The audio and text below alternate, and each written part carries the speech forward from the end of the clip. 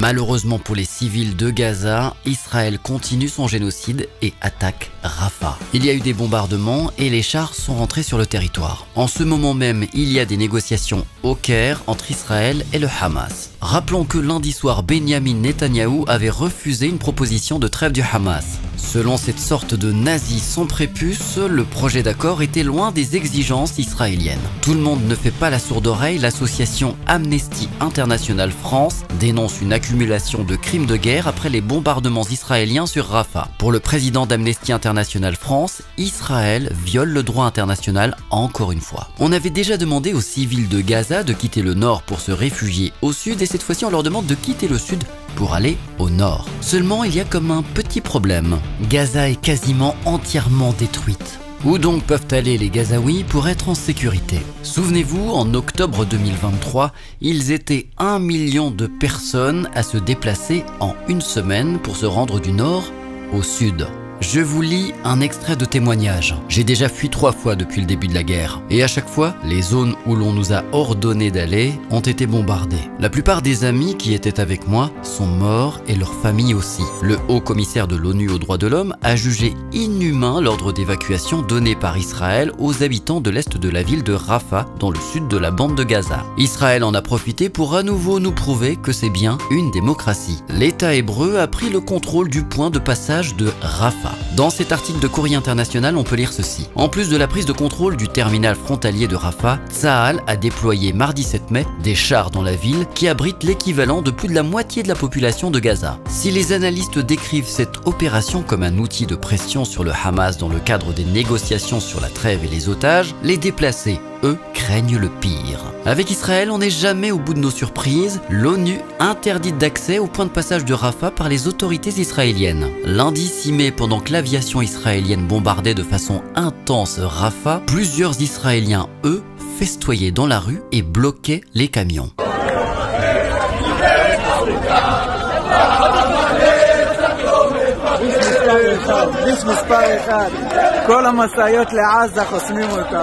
Vous l'avez certainement compris, il ne s'agit pas de n'importe quel camion, mais de l'aide humanitaire. Pendant ce temps, en France, il y avait le dîner du CRIF. Sur cette magnifique photo, on peut voir le philosophe criminel de guerre BHL, entouré de Gabriel Attal, qui le regarde avec un air amoureux, et Édouard Philippe. Mais il y a encore mieux. Ici, on peut voir la porte-parole du gouvernement Prisca Thévenot, dit la cruche, avec le criminel et ancien porte-parole de Tsahal, Julien Baloul. Gabriel Attal en a profité pour montrer que la France était vraiment indépendante. Écoutez-le. Les leçons de morale de certains qu'on entend bien au chaud expliquer à la société israélienne qu'ils surréagissent.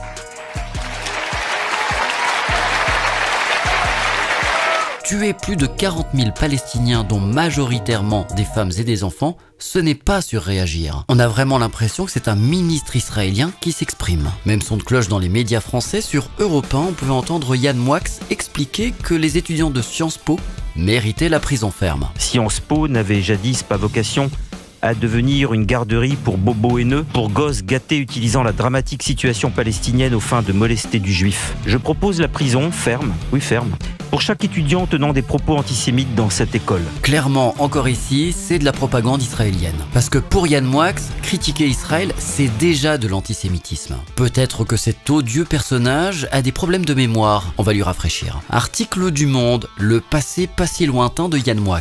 C'est daté du 29 août 2019. L'écrivain a reconnu être l'auteur de dessins antisémites parus lorsqu'il avait 21 ans. Allons Yann, t'es peut-être mal placé pour faire la leçon. Sinon on avait sur BFM un autre philosophe, à savoir un faux philosophe qui pense mal. Oui, car la grande qualité d'un philosophe, c'est aussi de savoir penser contre soi. L'ami Finky nous expliquait donc que le mot génocide est anti-juif. Écoutez plutôt. C'est une absurdité. Il n'y a pas eu en tant que tel, Alain Finkielkraut, de slogan antisémite prononcé par le des mot étudiants de génocide est en lui-même anti-juif, parce que ça ne veut rien dire.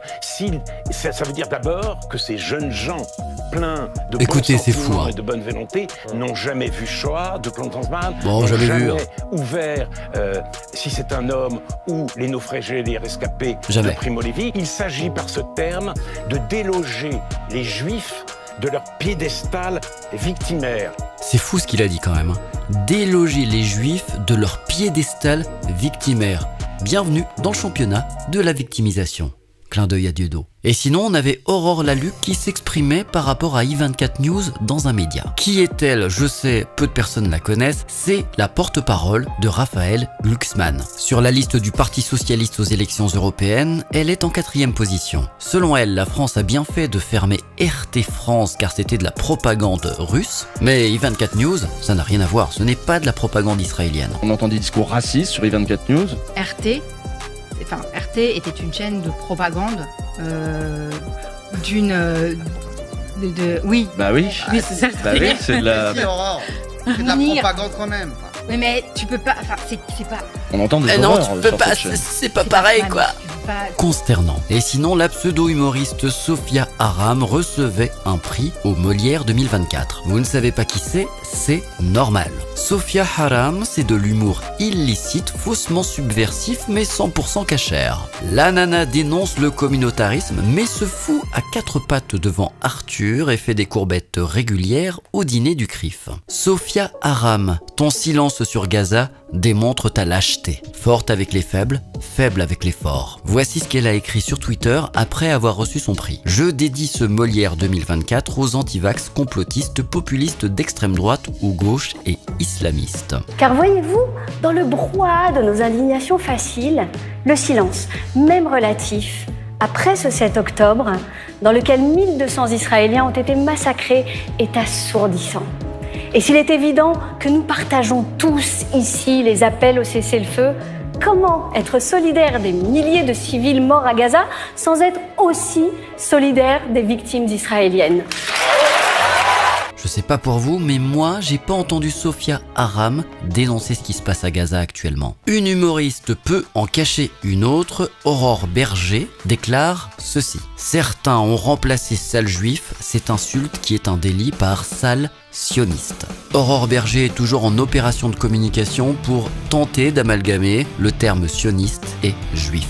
Aurore Berger, on peut être juif mais ne pas être sioniste. Et on peut être sioniste et ne pas être juif.